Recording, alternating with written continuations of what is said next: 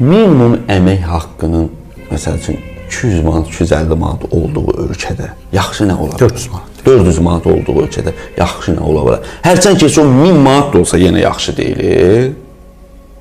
Hələ 400 manatdır. Yəni insan bizə, insanın Azərbaycanda şərtlər var da, məsələn, insan o şərtləri, onu gəlib onu heç kim demir. İnsan artıq o şərtləri özü qəbul edir. Məsələn, gedin başınızı dolandırın da, ölməyin. Gedin başınızı dolandırın, bacarırsınızsa ölməyin. Şərti var. Elə bilən ki, bir adamdır, əlini ayağını bağlamısan, okeanın ortasına atmışsan, çıxıb getmişsən.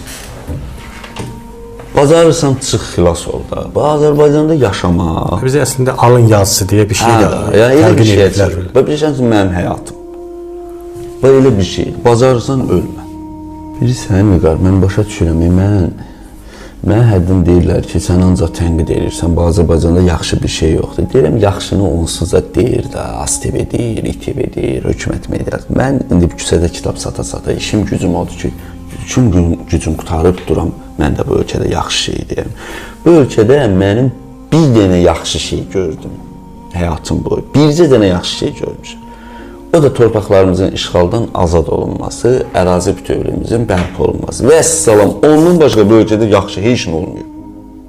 Nə yaxşı, nə olacaq? Yaxşı nə olacaq? Mənim, məsəl üçün,